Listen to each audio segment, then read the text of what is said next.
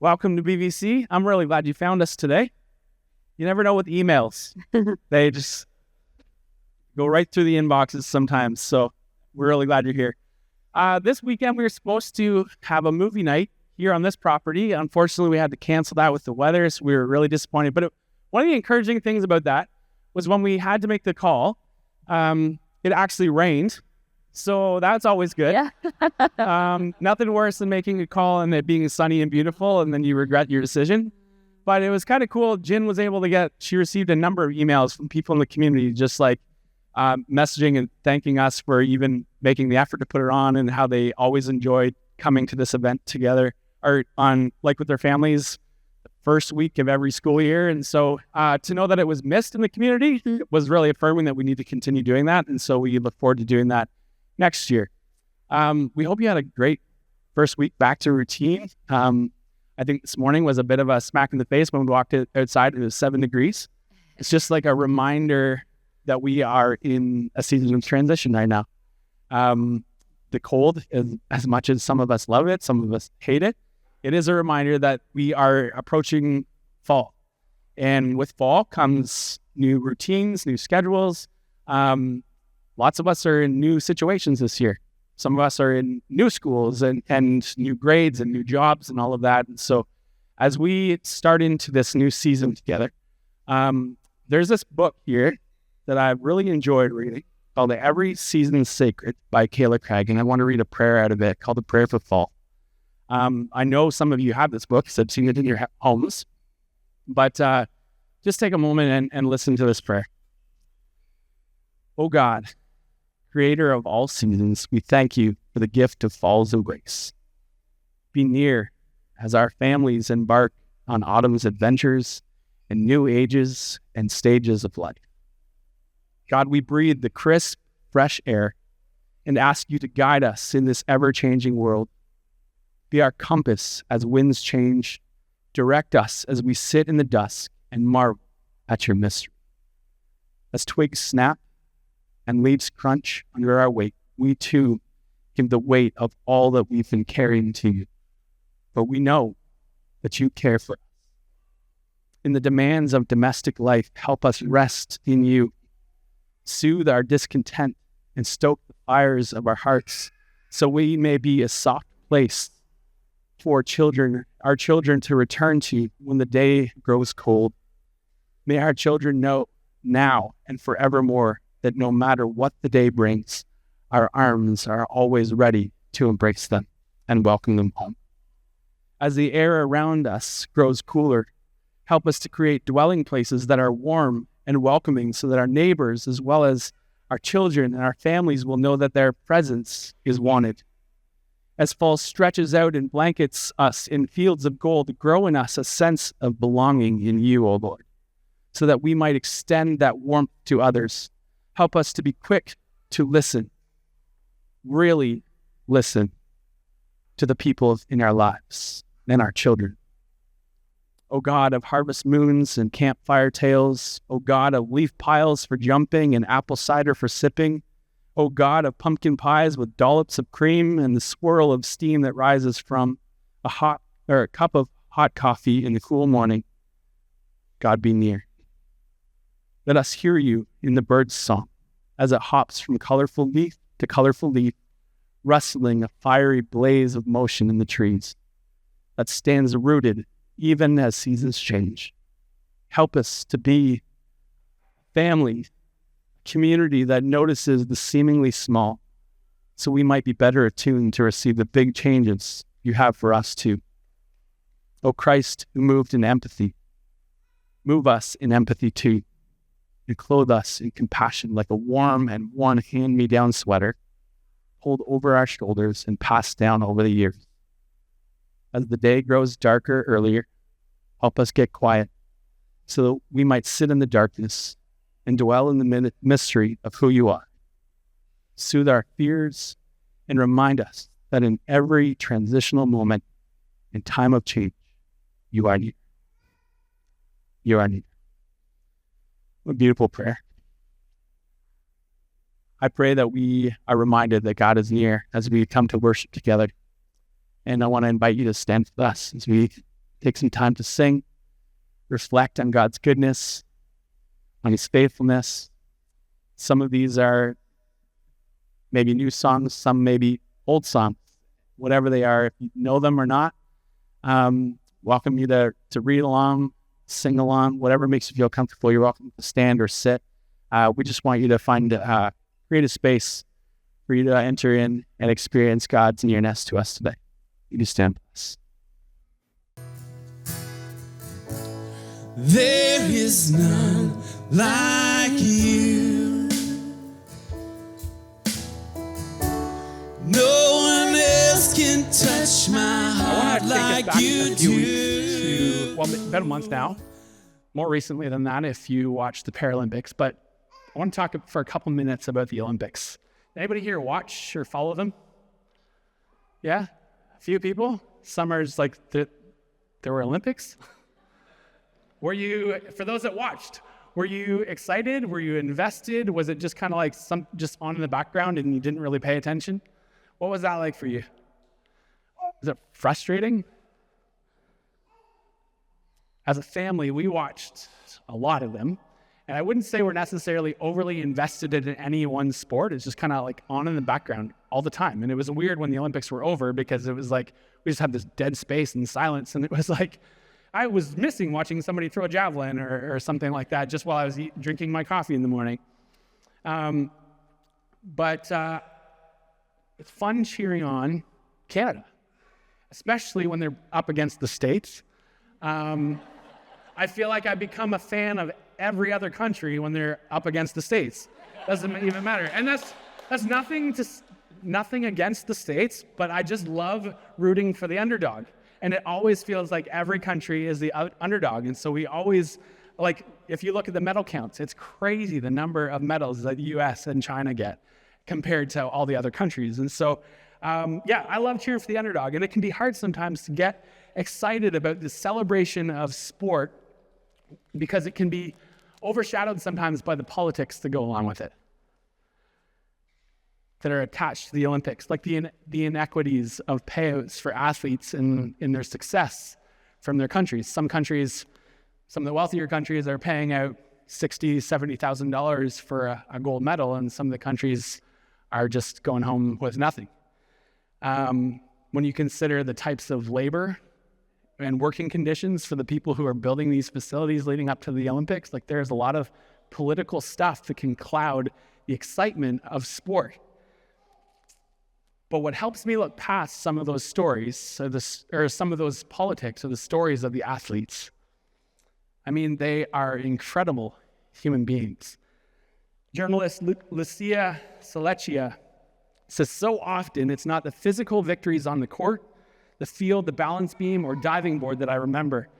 Rather, it is the human stories of challenges met and overcome, and the stories of the hard work, gritty determination, and service that make the Olympics what they are at their best.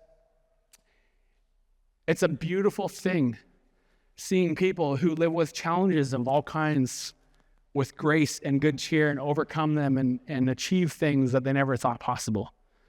It's a beautiful thing when we see those who are dismissed as incapable and weak or past their prime, who outshone others when they're put to the test, or when people have suffered setbacks that would make giving up perfectly understandable. And when those people didn't let their suffering overwhelm them, whether it's physical suffering or life situations or whatever that looks like, it's incredible. And then the sportsmanship, when people do the right thing, whether they or anyone else is watching. Now, there's a couple stories that stand out to me. Maybe as you were watching or you've been scrolling through Instagram, maybe stories that popped out to you.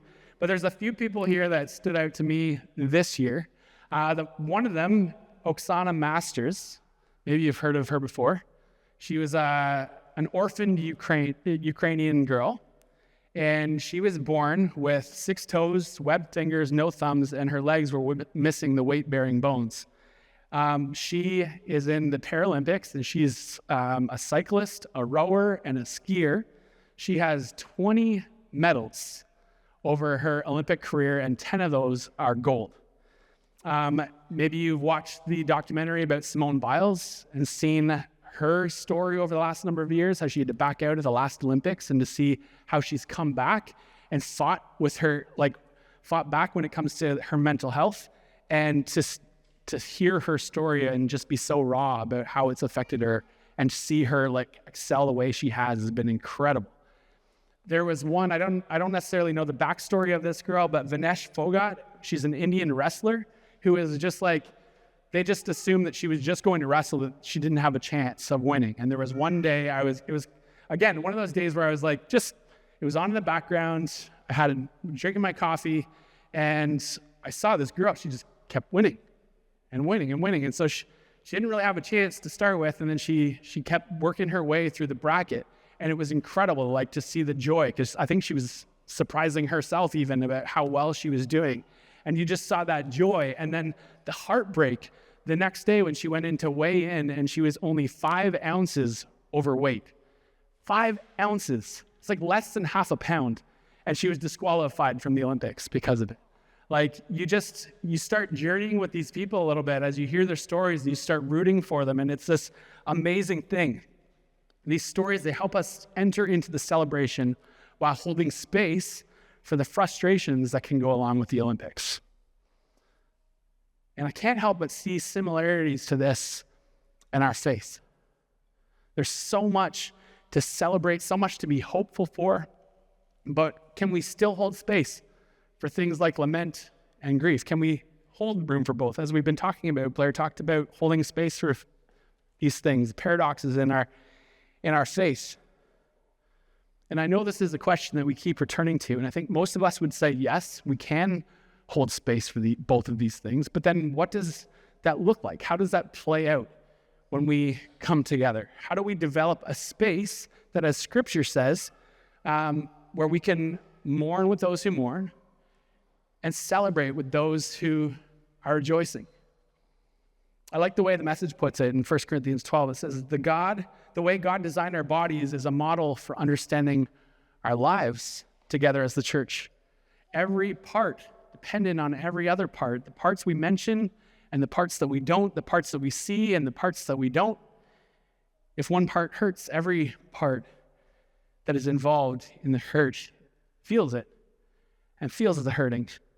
If one part thrives and flourishes, every other part is a part of that excitement and joy that comes with it. So we've just started this new series a couple weeks ago called "The Spaces We Need," looking at some of the things that we might be required to include in our gatherings and include in our community. Because if we are really honest about it, I think we're still kind of coming out of COVID in a lot of ways. And as we have over the last couple of years, it feels like we've left some things behind. Some things we never even had, right? But there's things that we've left behind as we've kind of jumped back into this normal life. And we want to just kind of move forward without thinking about all of the other stuff, all the other baggage that we're carrying. And so our goal sometimes is to just be in community with people, but sometimes that word community has kind of lost its meaning a little bit. Lost its meaning in the same way that friends on Facebook has lost its meaning.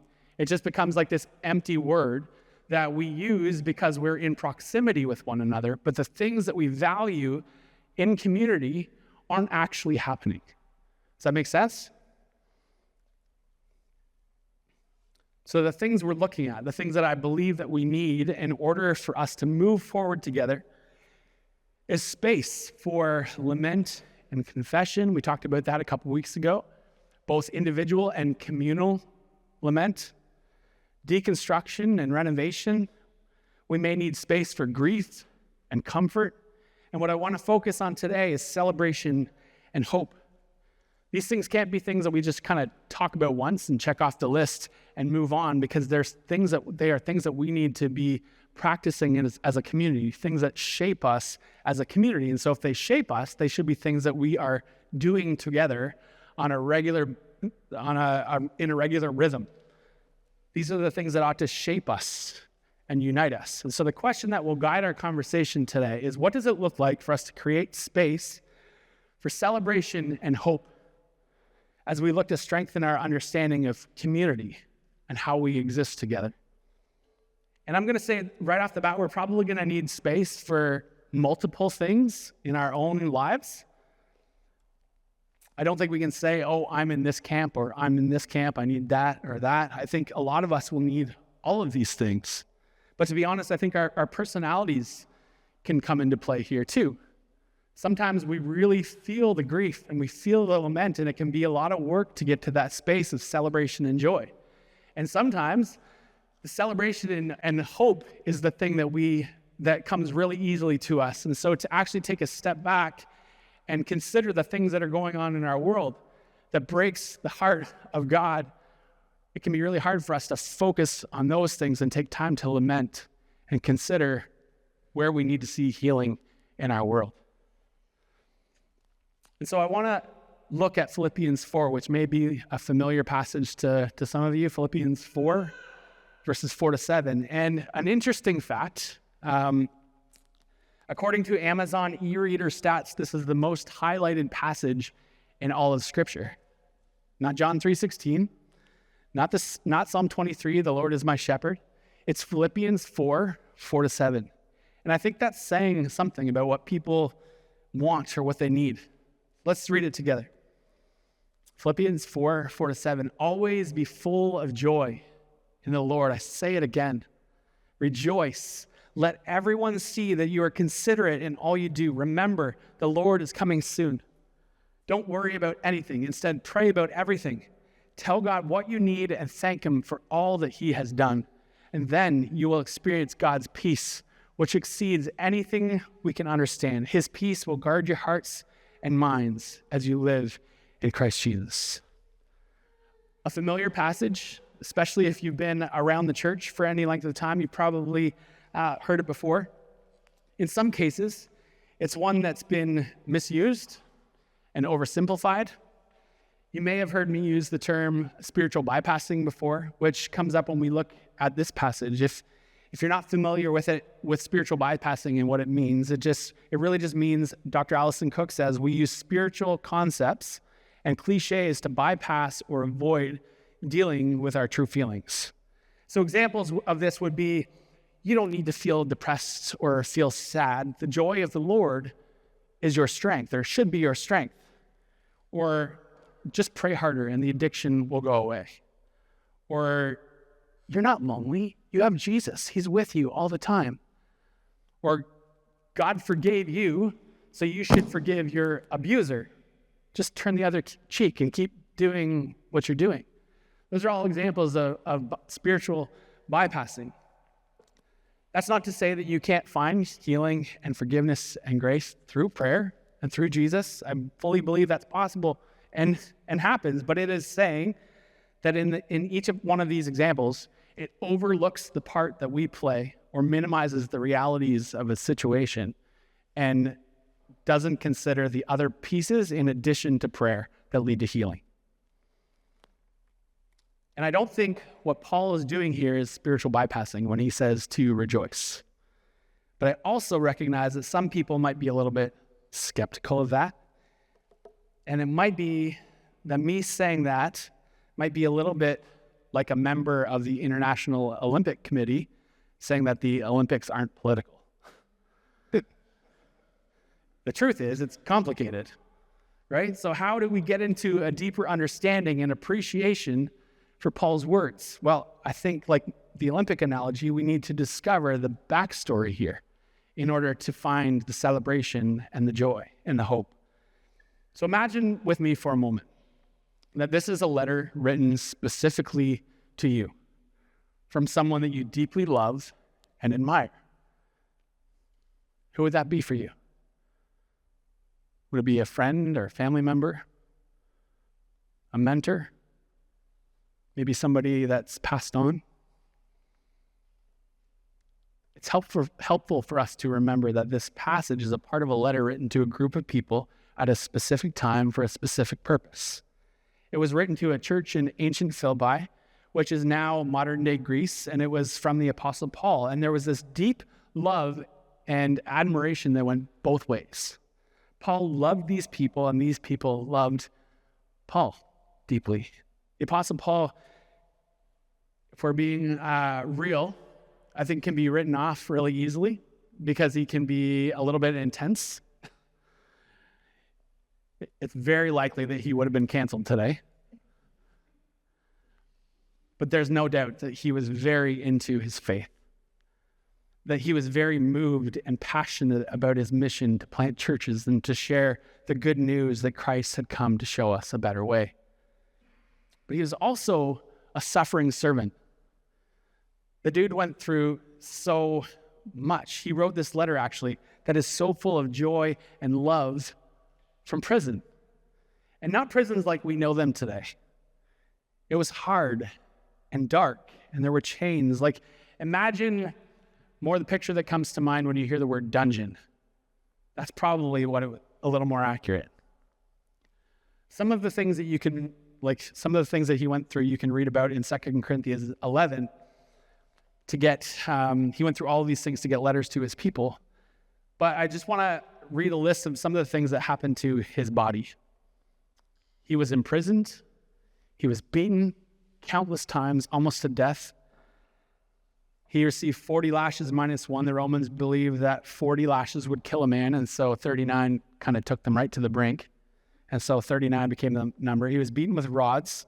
He was stoned. He was shipwrecked 3 times. He spent a day and a night at sea adrift. He experienced danger from rivers and robbers, his own people. He experienced danger from the wilderness and at sea and from false brothers. He experienced hunger and thirst often without food and cold and exposure to the elements. And to top it off, he says, the daily pressure on me, he experienced this anxiety for all of the churches under his care. I mean, if that doesn't soften your heart to him a little bit, I don't know what will. He knew his mission and would go through anything to continue on the path. And I know it can be really hard for us to relate to a lot of those things because we don't exactly get shipwrecked or beaten or flogged or anything like that. But something that we share with Paul or that we can relate to is that we long to be together in community with other people. He longed to be in person, to gather with them, to be face to face. Now, I love the summer. I love the change of pace. I love the change of routine and the opportunity that so many have to get away and rest and make memories together. But one of the things that I'm reminded of every summer is just how much I long to be with all of you. There's not much that brings me more joy than when I get to hear Jen and the girls talk about how much they miss just being at church with everybody when we're away. And I know others express the same kind of sentiment. Summer was great, but it's always so good to be back together with everybody. Being together in person is important, and I can't help but hear Paul's heart for the church.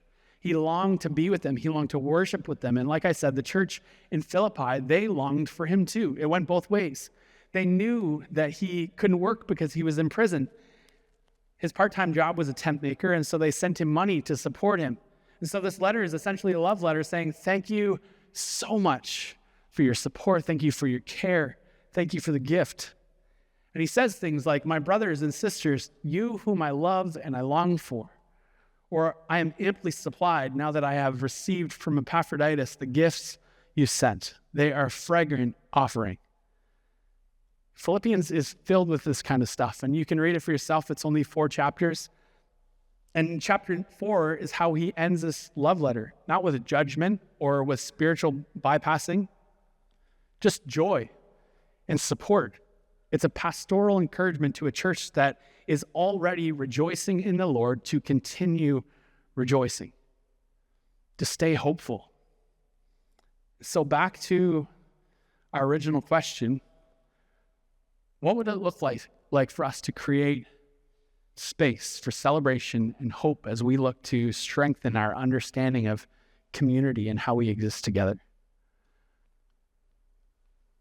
From my experience, I don't think you can just turn on celebration. but we can do things that help, that kind of spur us in that direction. And I think Philippians 4 has some really good things and some insight for us. And so the first word in this section that we're reading at the end of Philippians that stands out is rejoice. Rejoice. Say it with me. Rejoice. Okay? It means to be glad. It is a celebration. It doesn't mean that we're like hoo-hoo, rah-rahing and stuff like that all of the time.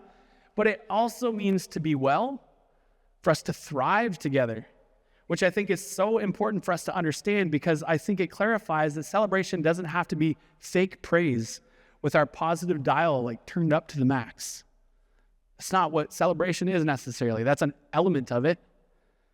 For us, part of being well or thriving in this moment has to do with our ability to manage our anxieties. So I want to take a moment to just talk about anxiety management. Anxiety is normal, especially today. There's so much mental and emotional angst that people carry for so many reasons. And sometimes it's self-induced, but a lot of it is just a very natural response to how out of control we feel in this constant changing world that we exist in. Last time we were together, we talked about lament, and we discussed the things that we are lamenting, both as individuals and as a community. We talked about relational chaos and tensions that we're experiencing. We talked about war and injustice and homelessness. These are all things that were mentioned. And considering those things, I don't think Paul would be saying, don't worry about all that stuff. Just rejoice. Rejoice in the Lord. He actually mentions prayer and gratitude to help us manage these anxieties. And so I wonder if a better wording of things might be something like, don't continue to dwell on anxious thoughts, but in every situation, by prayer and petition with thanksgiving, present your requests to God. And the peace of God, which transcends understanding, will guard your hearts and minds in Christ Jesus. And you'll be happy to know that there's actually some science behind this. According to Dr. Hilary McBride out of BC, she says prayer does some pretty powerful things for us. Specifically, gratitude and prayer that is oriented around thanksgiving. It does something structurally to our brain. Dr. McBride says it actually thickens the network in our brains that helps us build resilience against stress, and it also makes us more empathic. The neuroscientific evidence actually shows us that people who practice gratitude and prayers of thanksgiving are more attuned to the suffering of others, and also builds up resilience to the pain. As I said when we started this series, we're going to be each week taking a few moments to practice these things. And so I want to invite you to join me for a few minutes with some anxiety management. So are you with me? Okay, I'm going to encourage you to just close your eyes for a couple moments. And as you do, I want you to take a deep breath. You can let it out now. Philippians 4 in the Message says, let petitions and praises shape your worries into prayers, letting God know your concerns before you know it. Before you know it, a sense of God's wholeness, everything coming together for good will come and settle you down. So a few questions as we sit in this moment together. What are your pressing worries?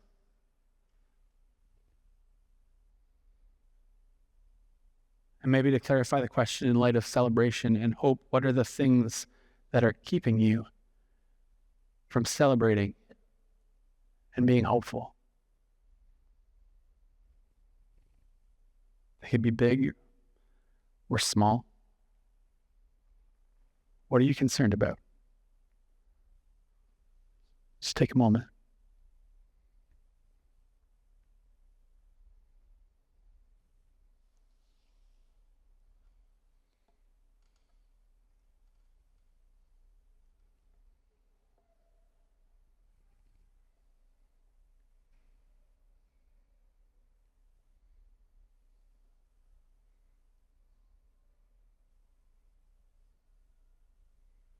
What does it look like to shape these worries into prayers and let God know your concerns?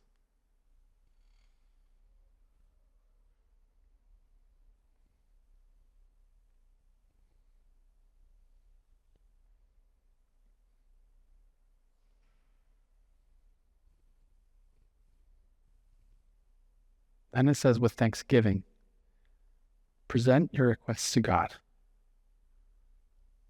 Take another deep breath.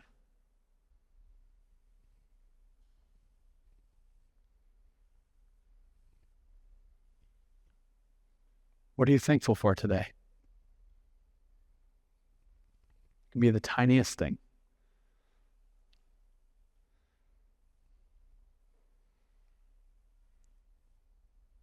Canadian author Anne Voskamp says, when I give thanks to the seemingly microscopic, I make a place for God to grow within me.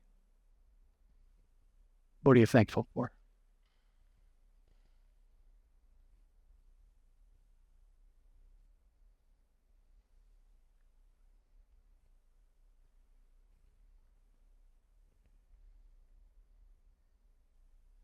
What are you hopeful for?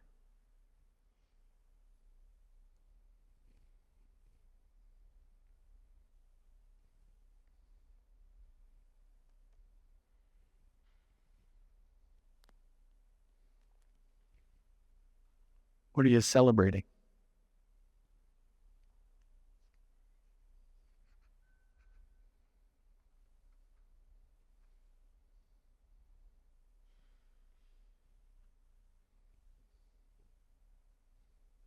You can open your eyes. I know this is just a small, simple way to practice, but it's amazing what can happen when we take the time to pause and you make a list of those anxieties and worries and shape them into prayers and name the things that you're grateful for. Science proves that it actually does something in our bodies, and so I want to encourage you to expand on this. Take some time. Take an hour, not right now. Take a hike in the woods. And I pray that the peace of God that transcends all understanding will guard your heart and mind in Christ Jesus. And by peace, I mean a sense of God's wholeness, a sense of everything coming together for good. At the end of the letter, he goes, finally, brothers and sisters, fix your thoughts on what is true and honorable and right and pure and lovely and admirable. Think about things that are excellent and worthy of praise. Keep putting into practice all that you learned and received from me, everything you heard from me and saw me doing, then the God of peace will be with you. So, in the heart of celebration and keeping us hopeful, as we fix our hearts and our minds on these things, what are the kind of things that we're celebrating together as a community? This is where I want you to respond. What are the things that are going on in your lives that we're celebrating together in this space? Like, look for stronger connections with friends. Yeah. Closer connections and stronger friendships that are developing. Yeah. The ability together. Yeah. Yeah. This could be like, as a community, things we're thankful for, but tell us about your lives. Like, what are you celebrating right now that we can be excited with you about and rejoice with you about? New life. Yes. Just watching your kids grow. Yeah. Yeah. Watching their personalities, and yeah, it's so awesome.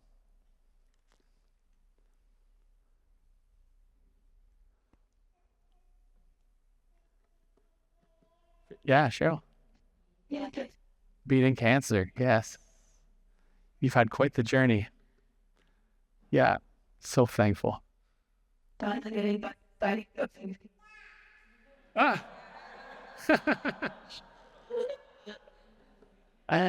Rough first week on the new job, eh? Yeah. What comes to mind? Jacqueline. I think right here. Love it. Yeah. Oh, that consistency is so important. Just being in people's lives. That's awesome. Good health. Good health. Yeah.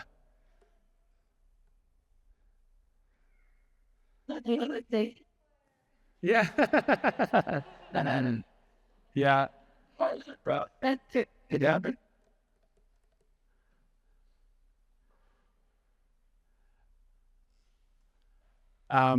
Something for us this week. We, for those of you, I've talked about this with, you've heard this before, but this past year, like both of our girls are involved in playing softball, and it's been a really like tough, challenging year for Ella, and so we've just been like encouraging her to stick it out. Like, you love this game, don't let like people take that away from you, because she's had a lot of challenges, and then so it was pretty cool this week to watch her make a team that she's like genuinely excited about. It's like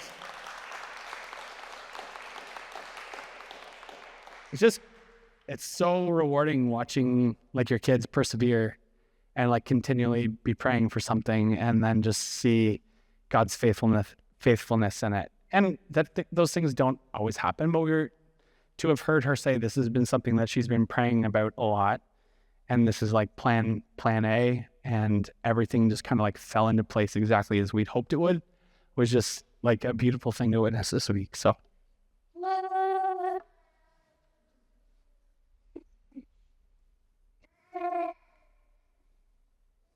anyone else?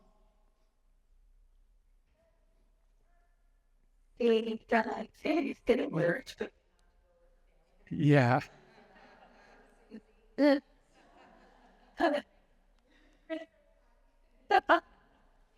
Yeah. Sorry, Bev, did you have your hand up? Yeah. Our family's getting the excitement out up to the year. Our project that there's elected on locally. Good. So we'll get to see sort of just like Yeah. wife and show some years. Cool. Awesome. She worked hard, eh? That's great.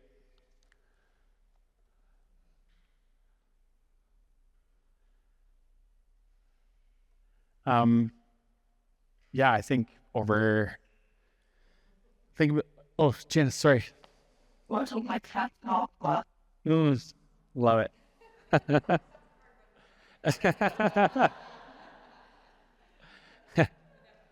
Yeah. Yeah. So happy. That's great.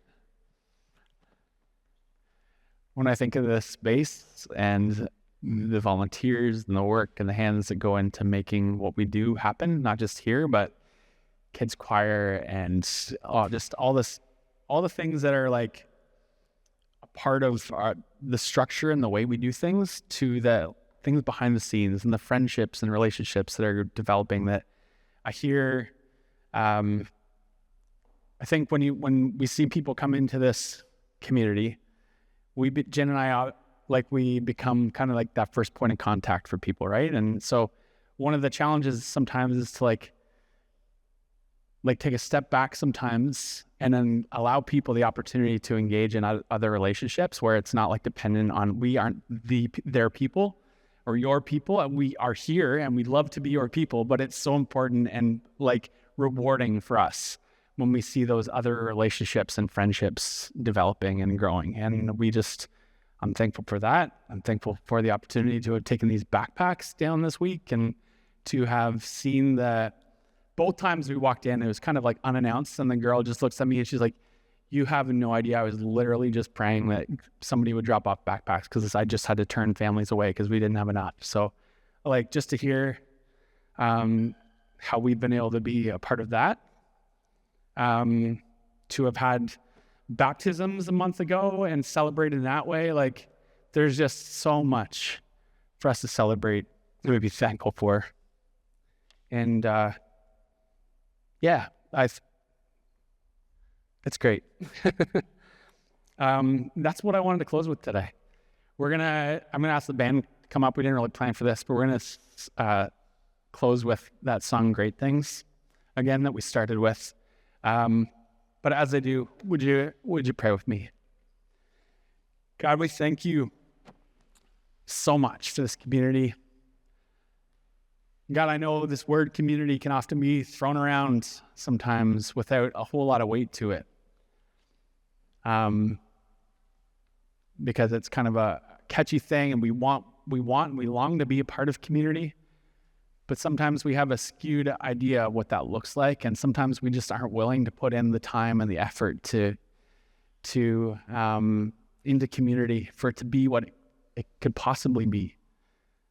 But as we look at these things that we value, from lament to celebration to space for questions and deconstruction, and God, we see those things as being so important because it allows us the opportunity to be ourselves, to share with one another our raw and authentic selves, to be vulnerable with one another.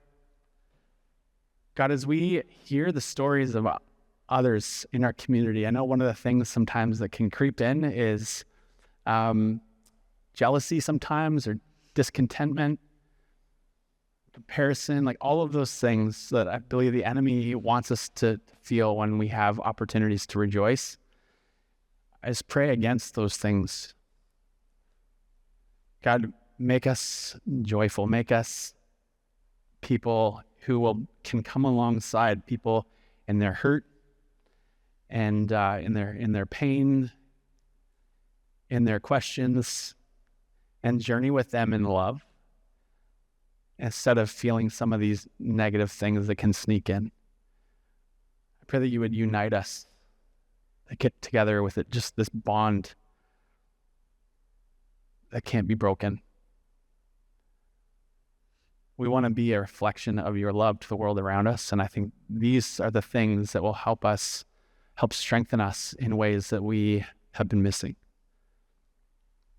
So God, do in us and through us what you will. Make us more like you. We ask these things in your name. Amen. Would you stand with us?